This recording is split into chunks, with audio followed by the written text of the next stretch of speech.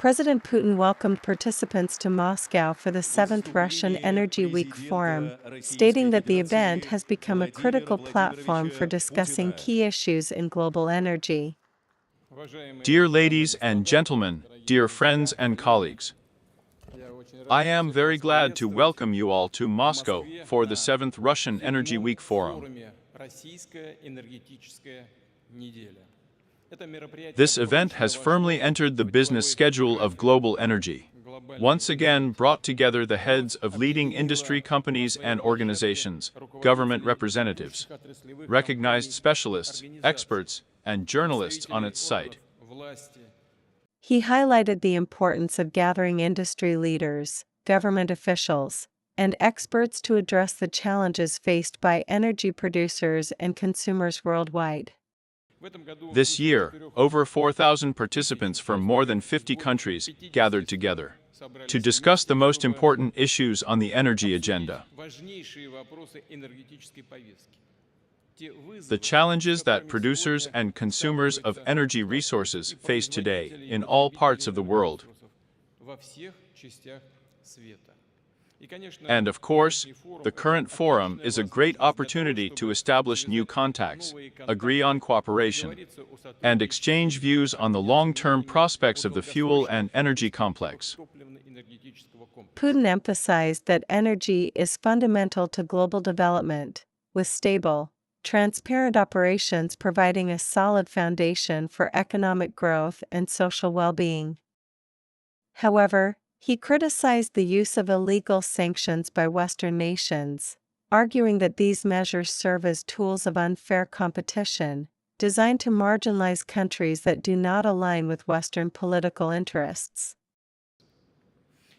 It is obvious that modern energy is one of the key industries, a real foundation for global development, when it works calmly.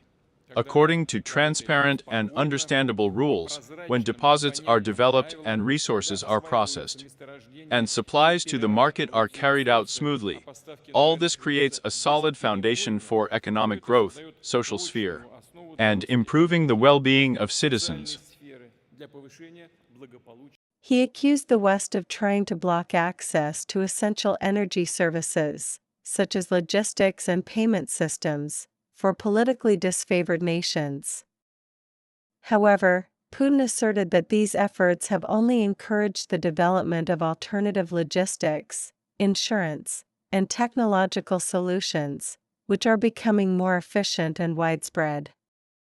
He pointed out that these alternatives are especially thriving in countries with high economic growth rates, such as BRICS members. Unfortunately, this truism is increasingly being taken into account by those who have adopted the mechanisms of illegal sanctions and believe that they will be able to apply them to their advantage in the energy sector.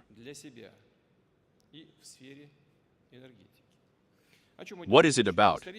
Historically, it was in the hands of the West that the main elements of the supporting infrastructure of the global energy market were concentrated, meaning innovative solutions for the extraction of raw materials, logistics, insurance of resource supplies, as well as a payment system for these operations. In a word, something that, along with technology, forms a kind of platform for global energy. Western elites believed that they could block access to these services to those countries that they did not like in political terms. Thus, to put them ostensibly on the sidelines of progress, but in fact just squeeze them out of the market. I think many will agree with me that all these tools are used primarily as tools of unfair competition.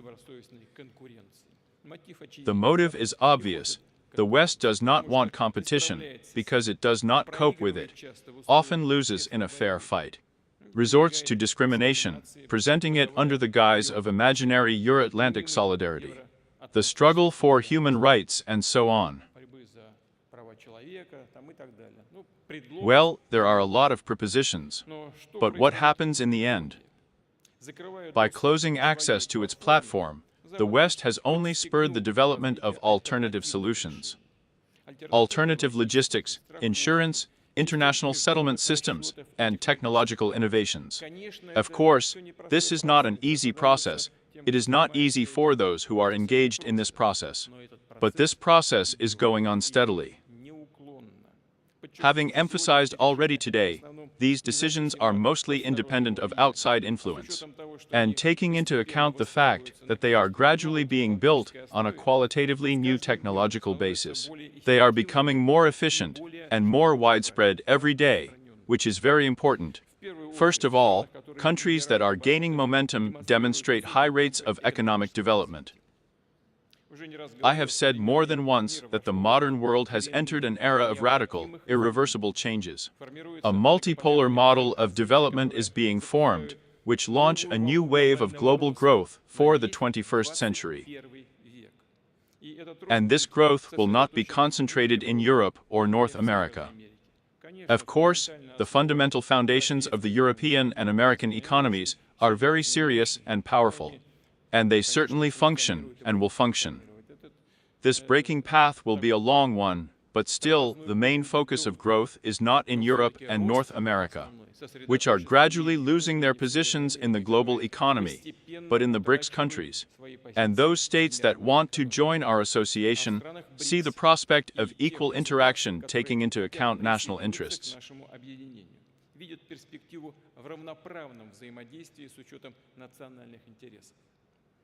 The president remarked that the world is undergoing irreversible changes, with a multipolar development model taking shape. He predicted that the main sources of future global growth would not be in Europe or North America, but in BRICS countries and other emerging economies. He provided data showing that BRICS nations are increasing their share of global GDP, while Western economies are seeing a decline. Turning to Russia's energy sector, Putin mentioned the country's success in redirecting energy exports towards the Asia-Pacific region. He provided specific figures, noting that Russia's energy exports to this region have increased by 1.5 times, now accounting for over 60% of the total. I have already said it, but in this audience, I repeat again, this is objective data, international data. In the 92nd year, the Big Seven's share of world GDP was 45%, and the BRI was only 22%. By the end of the 23rd year, the share of G7's has decreased to 30%, and BRICS has grown to 36%. And the pace increases, the gap increases. I would like to note right away, according to international experts, in some BRICS countries, including the People's Republic of China, the Russian Federation, the United Arab Emirates, Saudi Arabia, the economic dynamics will be positive, but relatively moderate. I repeat, this is the data of experts, including international experts. While the leaders in terms of growth rates, I want to emphasize this, will be the states of the so-called Global South, where GDP per capita is still low, the rate of urbanization is quite low, and at the same time, the birth rate is high. These are, first of all, the countries of South and Southeast Asia, as well as Africa, including, by the way, Equatorial Guinea, whose president, dear Expondent Theodora Obiang, is participating in our plenary session. Please welcome him.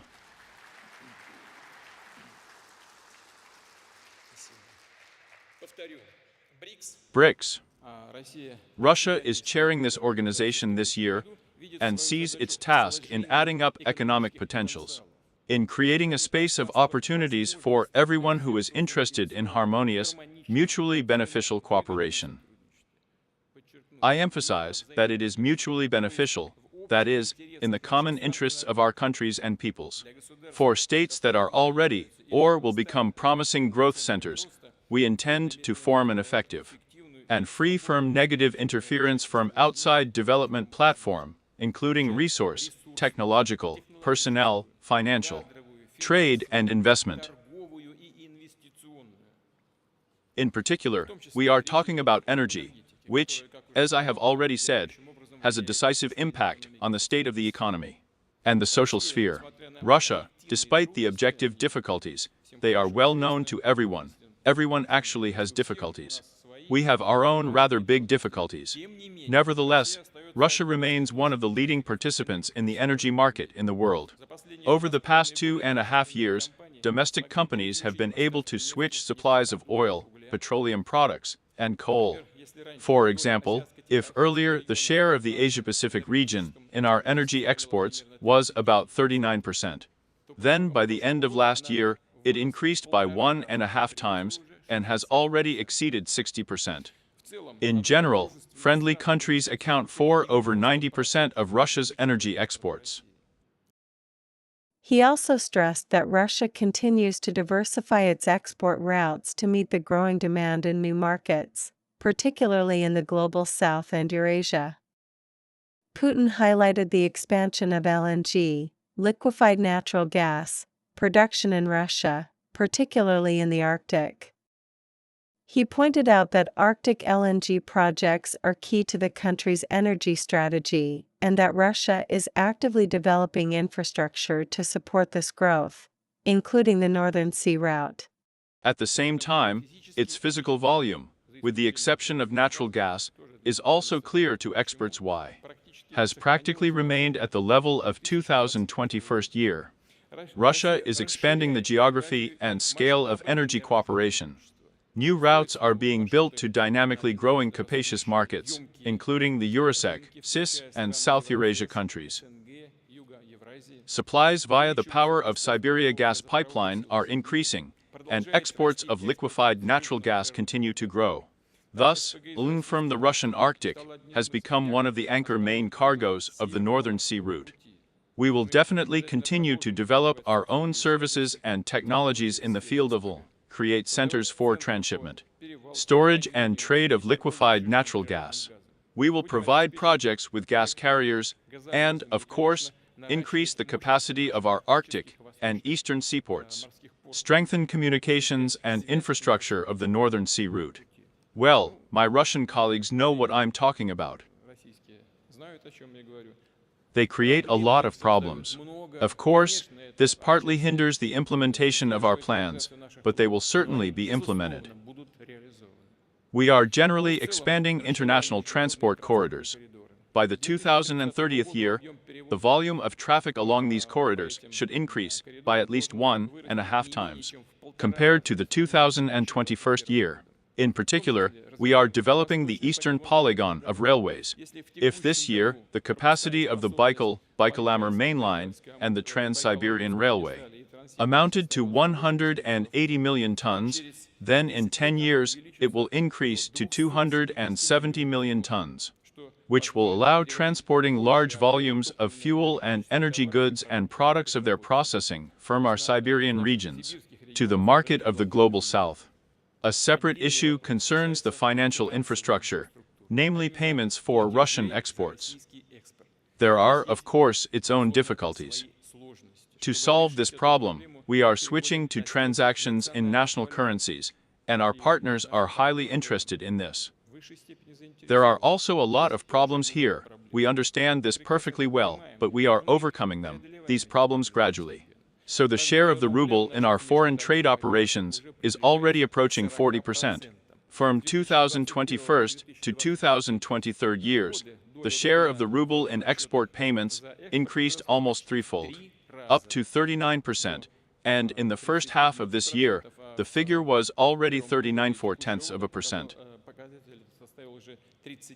On the technological front, Putin emphasized the importance of advancing Russia's own energy technologies. He acknowledged the challenges posed by sanctions but noted that the country is making steady progress in areas such as renewable energy, small nuclear power plants, hydrogen generation, and electric vehicle development. He also announced plans to extend Russia's energy strategy through the mid-21st century, focusing on long-term projects such as new energy infrastructure, resource development, and technological advancements. Putin praised the modernization of Russia's energy infrastructure over the past 2 decades, noting that the country's energy consumption continues to grow. He emphasized the need to enhance energy reliability in all regions, particularly in the Far East, where demand is rising rapidly. He concluded by reaffirming Russia's commitment to maintaining its role as a stabilizing force in the global energy market. Putin highlighted international cooperation through platforms such as OPEC and the Gas Exporting Countries Forum, GCF, and expressed confidence that Russia's energy sector would continue to grow, contributing to the nation's broader economic development goals. Putin moved on to address Russia's growing energy partnerships, particularly with BRICS and other nations of the Global South. He explained that as Western countries increasingly lose their dominant positions in the global economy, nations like Russia are focusing on building strong, mutually beneficial relationships with rising economic powers. At the same time, within the framework of cooperation with the BRICS countries, we are working on creating our own payment and settlement circuit, which will create conditions for efficient and independent servicing of all foreign trade.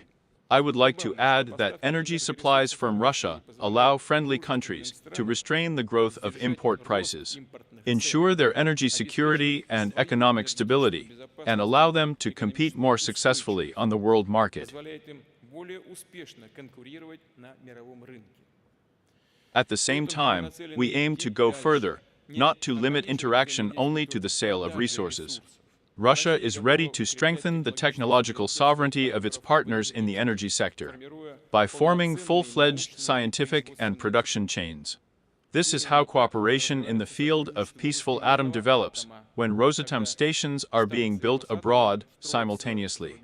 With the training of local personnel, with the training of engineers, workers, managers for new facilities. In fact, we are not just building a plant, as they say in Rosatom. We are creating an industry for our partners, a new branch of energy and economy. This combination of intellectual and resource potential of different countries, reaching new frontiers of international cooperation, I am sure, will open up additional opportunities for our research school, for the development of mechanical engineering, the service sector, and, of course, the entire Russian energy sector. Dear colleagues, according to the results of last year, the volume of energy consumption in Russia has again updated the record, which exceeds the indicators of the Soviet period.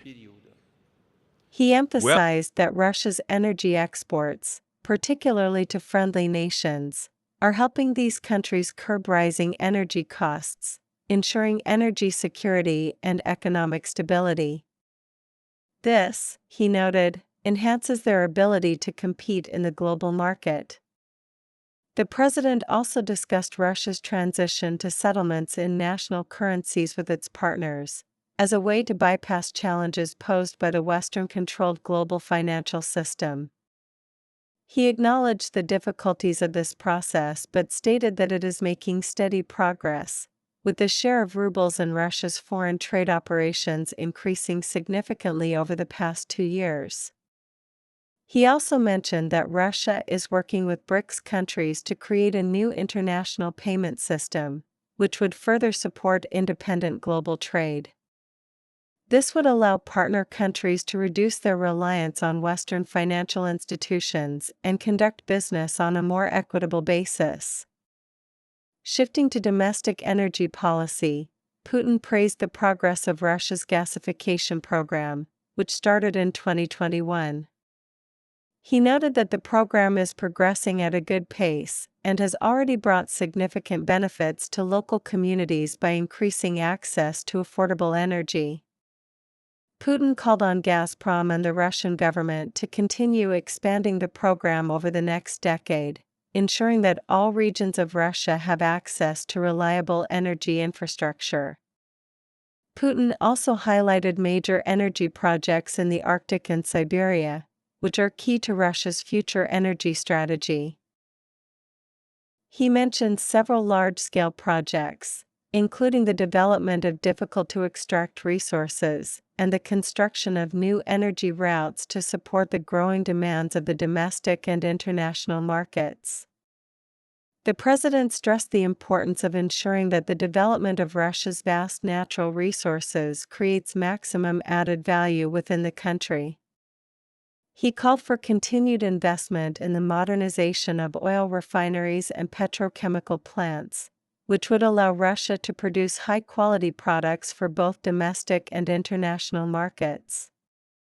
Furthermore, Putin touched on the issue of energy infrastructure modernization, emphasizing that Russia's energy system is one of the largest in the world and must continue to meet growing demand from businesses and consumers. Well, you understand perfectly well that if energy consumption increases, this is the surest sign of economic growth. At the same time, our energy system is one of the largest in the world, not only meets the growing demand from business, the economy, and the social sphere, but also qualitatively changes its appearance. Over the past decade and a half, the installed capacity of the Russian electric power industry has increased by 18%. And the stations themselves have undergone deep modernization, have become more modern, efficient, and environmentally friendly.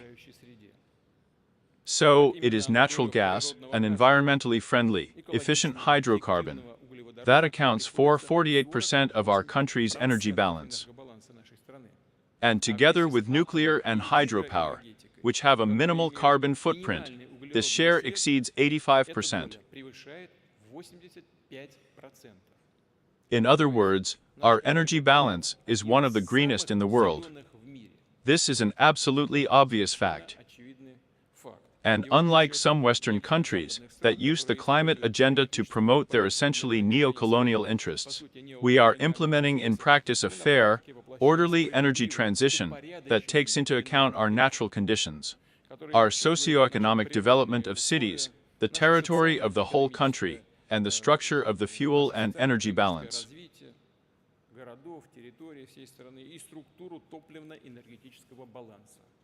This approach will be implemented, and we will continue to implement it.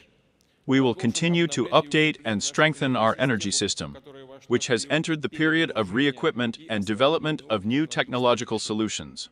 In particular, we are forming a solid scientific and practical foundation in such promising areas as renewable energy sources, small nuclear power plants, thermonuclear fusion, as well as hydrogen generation, and the production of electric vehicles for road transport, water, and rail transport using this type of fuel. Yes, research and technology are at different stages of implementation here, but I repeat once again, it is already important to see this perspective and make plans for the future. As you know, the government has been instructed to extend the planning horizon of Russia's energy strategy until the middle of this century. This strategy is a large comprehensive plan to increase energy capacity throughout the country. These are all long-cycle projects. We have to look forward, and we are doing it. And this work will be based on large, systemically significant projects with long-term capital investments, including, as I have already said, the development of new technologies, the development of deposits, the construction of supporting infrastructure, power plants, and power lines. I remind my colleagues from the government that in the coming months it is necessary to prepare an updated energy strategy and then implement it step by step. Work on the priorities of the long-term development of the domestic fuel and energy complex. Now, as far as I know, the parameters are being coordinated in the government between the departments. I spoke in detail about these priorities a year ago as part of the previous Energy Week. Let me remind you that the main ones are ensuring the domestic market, stable supply of affordable cheap energy to our regions, cities, and enterprises. And I would like to emphasize that all the national development goals set for the 2030th year should also be provided by the fuel and energy sector. According to estimates, energy consumption in Russia will grow by an average of 2% by the end of this decade. This is about the same indicator as in the whole world. Our plans for this period are to introduce about 27 gigawatts of new generation capacity, including thermal, hydro, and nuclear power plants. We will strengthen ties between the energy systems of the Urals, Siberia, and the east of the country. At the same time, special attention will be paid to the supply of the Far East. Electricity consumption in this region is growing at a faster pace, higher than all Russian. And with the further development of production, housing construction, infrastructure, social facilities, it will, of course, continue to increase. And our energy sector must also respond to this demand, including with the help of modern coal generation, with a low environmental load. I have already instructed to draw up a long-term program for the development of the electric power industry of the Far Eastern Federal District. It will be calculated, as well as the energy strategy of the whole country, for the period up to 2050th year. I ask the government to speed up the approval of this document. A special topic concerns improving the reliability of the power supply of the subject of the Federation. This year, we have applied a fundamentally new approach here, namely, we conducted the Institute of Territorial Network Organizations. Starting from 2025th year, they will operate in every region of the world, will become a kind of centers of responsibility for electricity supply, including the operation of unattended. Unfortunately, there are such facilities, the elimination of the consequences of accidents on the networks and so on. I ask the government, together with the heads of the regions of the Russian Federation and energy companies, to constantly analyze the effectiveness of territorial grid organizations, as well as to draw up their own plan for improving the reliability of electricity supply for each subject of the Federation. Of course, with transparent sources of funding, and with worked out in advance. It is necessary to apply all the tools, firm regulatory agreements, and infrastructure loans to concession mechanisms and service contracts. He outlined plans to introduce new power plants, expand the electrical grid, and improve energy reliability across the country. He also noted the environmental efforts being made within Russia's energy sector, particularly through the use of natural gas, nuclear, and hydropower. These efforts, he stated, are designed to ensure that Russia can meet its energy needs while minimizing its environmental footprint. Putin reaffirmed his commitment to ensuring Russia's energy independence and technological sovereignty. He praised the progress being made in developing domestic technologies for resource extraction, energy transportation, and machinery production. He emphasized the role of Russia's scientific community in driving innovation in the energy sector, pointing to ongoing research into promising technologies like hydrogen energy and fusion power. He announced the launch of a new national project called New Atomic Energy Technologies, which aims to secure Russia's global leadership in nuclear energy and ensure the country's technological independence in all areas of the fuel and energy complex. Putin concluded his speech by expressing confidence in Russia's energy sector and its ability to meet the strategic challenges of the coming decades. He emphasized that Russia will continue to strengthen its position in the global energy market while supporting the development of its domestic energy infrastructure.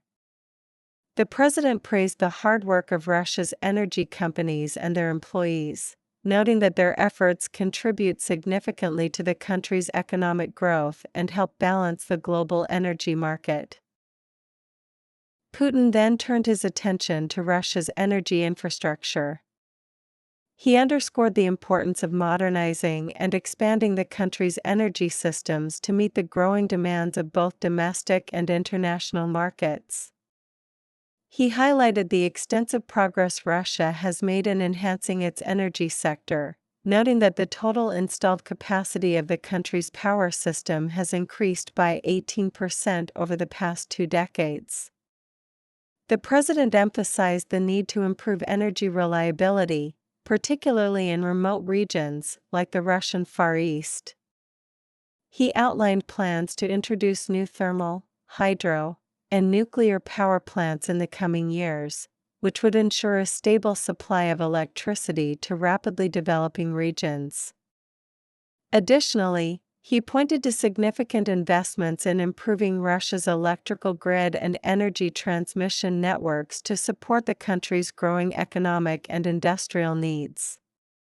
Putin also touched upon the role of coal in Russia's energy mix, particularly in the Far East, where coal-based power plants are being upgraded to reduce their environmental impact. He stressed that modern coal plants are part of Russia's strategy to meet rising energy demand in an environmentally responsible way. The president outlined the importance of strategic planning in the energy sector, noting that the government has extended the planning horizon for Russia's energy strategy through to the mid-21st century. This long-term approach, he said, would ensure that Russia can adapt to global energy trends while continuing to meet its own domestic energy needs. He urged the government to finalize the updated energy strategy as soon as possible and begin its phased implementation. Putin also addressed the importance of Russia's transport infrastructure in supporting the country's energy exports. He provided an update on the expansion of key transportation routes, including the Trans-Siberian Railway and the Baikal-Amur Main Line, BAM. These projects, he said, are crucial to increasing the volume of energy exports to new markets and ensuring the efficient transportation of energy resources across the country. The president further discussed Russia's progress in diversifying its energy exports. He noted that while traditional buyers in Europe are shifting away from Russian energy resources, Russia is successfully redirecting these exports to other regions. He mentioned new export routes being developed to support growing demand in Asia, the CIS, and other parts of Eurasia. Putin also touched on the subject of international settlements and energy payments. He acknowledged that there are challenges related to the sanctions imposed on Russia, particularly in relation to payments for energy exports. However, he emphasized that Russia is overcoming these difficulties by transitioning to settlements in national currencies and by developing independent international payment systems. He mentioned that Russia's partners are increasingly interested in conducting trade using national currencies, which offers them greater flexibility and protection from external financial pressures. Putin noted that the share of the Russian ruble in foreign trade transactions has increased significantly in recent years and is now approaching 40%. I want to say separately about the gas industry. It is now going through a stage of serious changes. We are talking not only about switching exports from the west to the east, but also about a significant increase in supplies to the domestic market, including under the social gasification program, which we launched in 2000 and is proceeding at a good pace, for which I want to thank the management of Gazprom. Here, of course, the leading role is assigned to it, our largest company in the gas sector, Gazprom. I asked the company and the management, together with the government, to prepare a 10-year plan, the implementation of which, of course, will ensure the sustainable development of the corporation. Creation of infrastructure for changing the geography of supplies. Moreover, I repeat, it should take into account both our large-scale plans for gasification of Russian regions and an increase in gas processing within the country. But when I talk about reallocation of routes, we all understand what it is about. If our previously traditional buyers decided to abandon our relatively cheap energy carriers and decided to switch to a more expensive resource, well, this is their choice.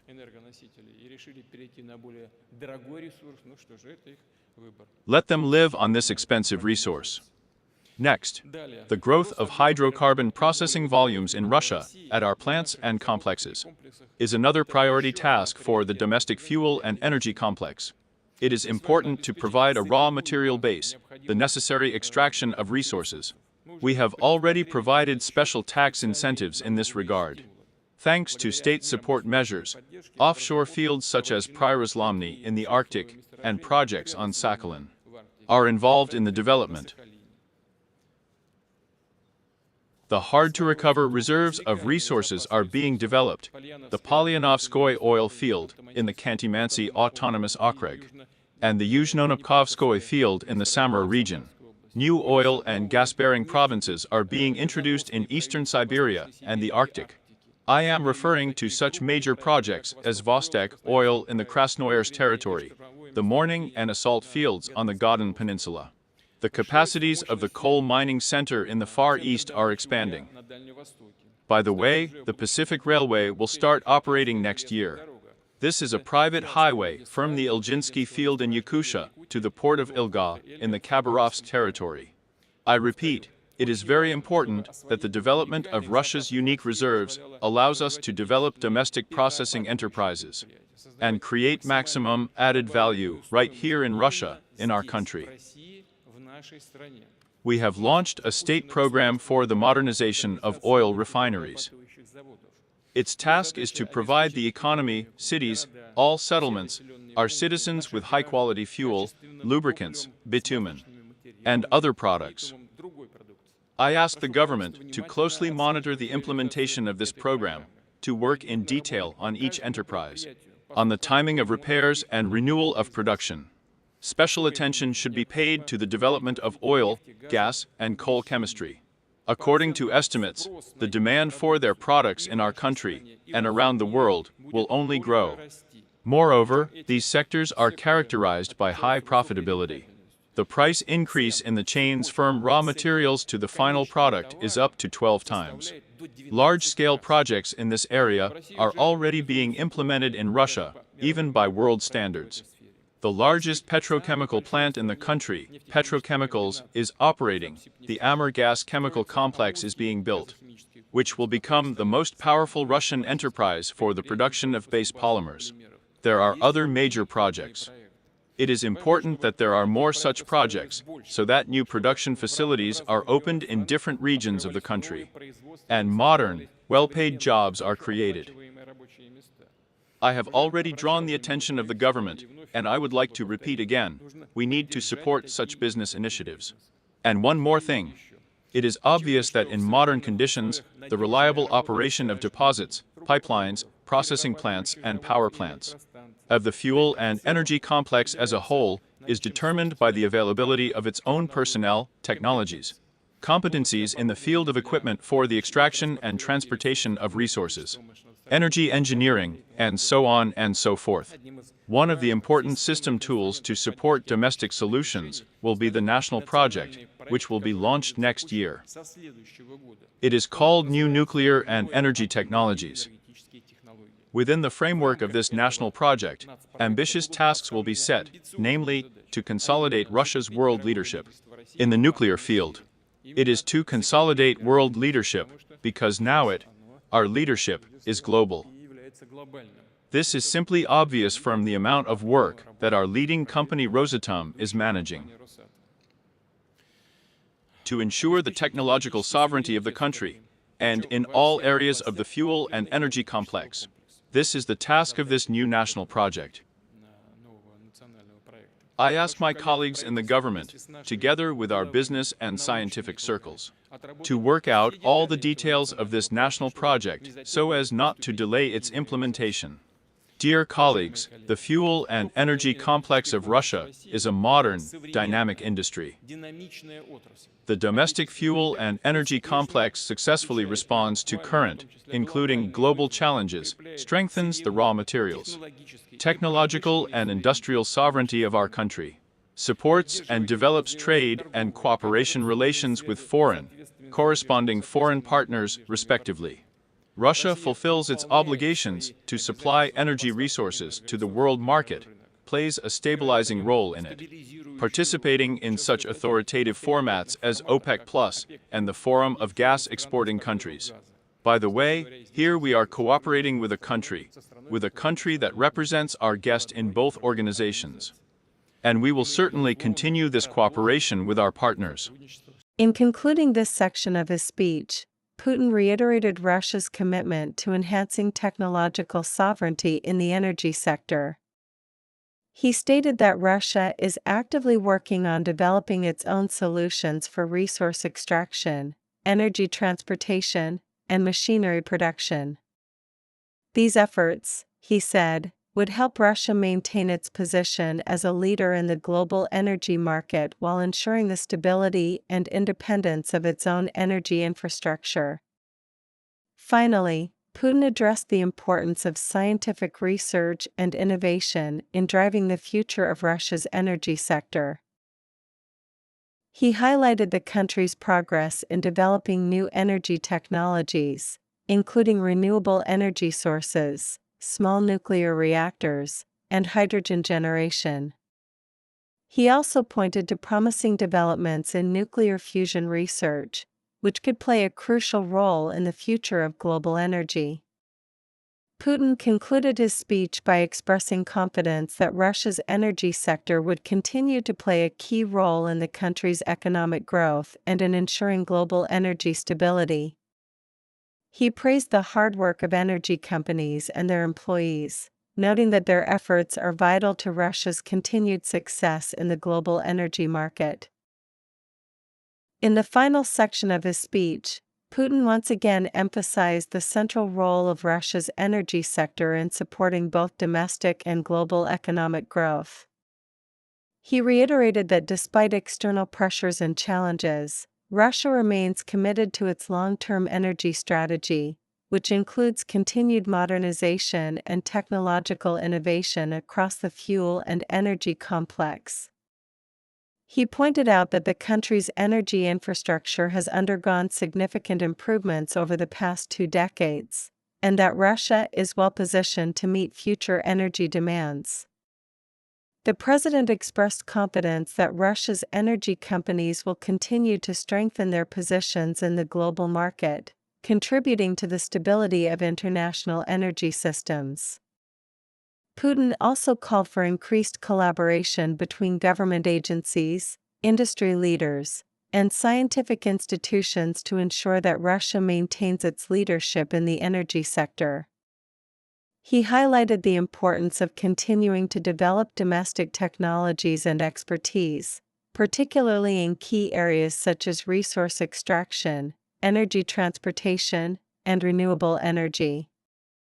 Looking ahead, Putin urged his government to continue planning for the future, ensuring that Russia's energy strategy remains flexible and adaptive to changing global energy trends. He expressed optimism about the future of the country's energy sector, stating that Russia will continue to play a stabilizing role in the global energy market, contributing to sustainable global growth. In conclusion, Putin thanked the participants of the Russian Energy Week Forum and praised the contributions of the country's energy professionals. He reaffirmed his belief that Russia's energy sector will continue to thrive, ensuring the long-term stability and prosperity of the nation. He emphasized that the strategic goals of Russia's energy policy will be achieved, and that the energy sector will play a key role in improving the quality of life for Russian citizens, while helping to balance global energy markets for the benefit of sustainable global development. I am sure that the strategic, long-term tasks facing the Russian energy sector will be solved without any doubt. This means that our energy company, their labor collectives, and the entire industry as a whole will be provided with stable, reliable work for many, many years to come. The President of Russia closed his speech by expressing confidence that the achievements of Russia's energy sector will have a lasting positive impact on the global economy, and that the country will remain a key player in shaping the future of the global energy landscape. They will make their own, and significant, noticeable contribution to the achievement of Russia's national development goals, to improving the quality of life of our citizens. And, of course, they will continue to contribute to balancing global energy markets in the interests of sustainable global development. Thank you for your attention.